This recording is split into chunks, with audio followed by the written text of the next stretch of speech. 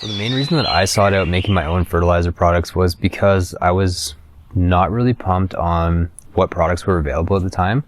And I have always been somebody that wanted to make my own things and research and study and be hands-on and creative in that way, especially something I was so passionate about with growing.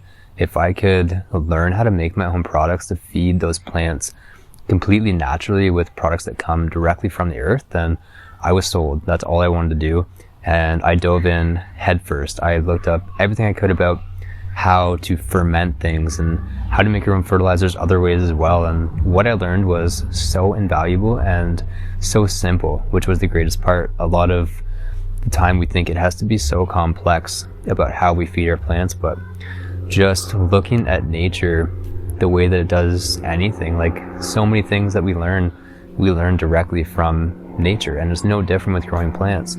Like if you look at all of the grass cuttings that when you mow your lawn, like that is how soil has fertilized itself for millions and millions of years, and it's no different. So I really wanted to find out a way to make the best natural fertilizer that I possibly could out of natural ingredients that was completely safe for humans and pets and, children. Like, we shouldn't be putting things on our soil that are directly going to affect children and animals or hurt them in some way. So that is why I started making my own natural fertilizers, and especially a granular fertilizer was a big one as well. When you're adding organic matter back to soil, which basically what BIOS is a form of fermented organic matter, you are adding long-term nutrition back to that soil. When you use any form of liquid fertilizer, it doesn't matter if it's natural or synthetic, the soil can't hold on to nutrients in its liquid form.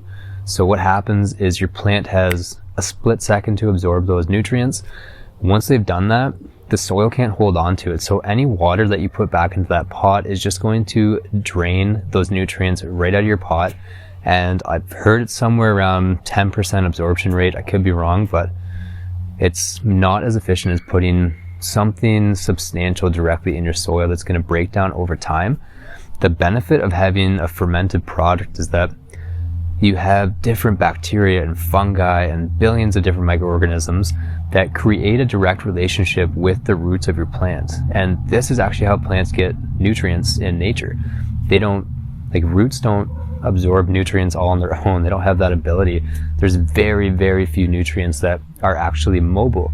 And that means that roots can uptake them easily. All the rest of them are immobile. That means they need some third party to basically make them available to the plant to absorb.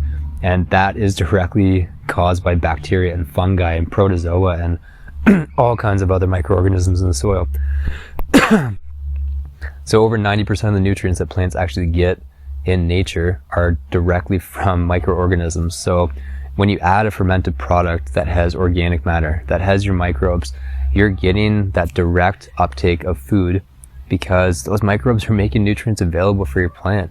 And then that organic matter is going to break down slowly over time, and it's just going to constantly feed your plant over time and create new soil.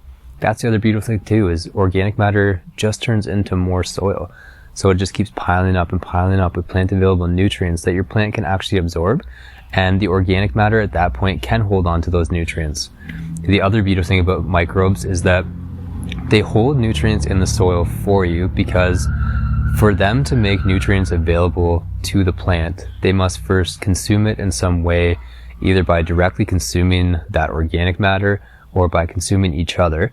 And then once they die or they poop, that becomes directly available food for your plant.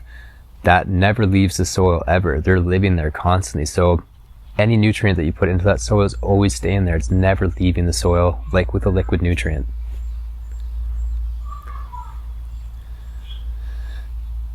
The other downfall about using any synthetic fertilizer, natural liquid fertilizers, definitely not so much. They can actually, feed the microorganisms in the soil and keep that ecosystem healthy.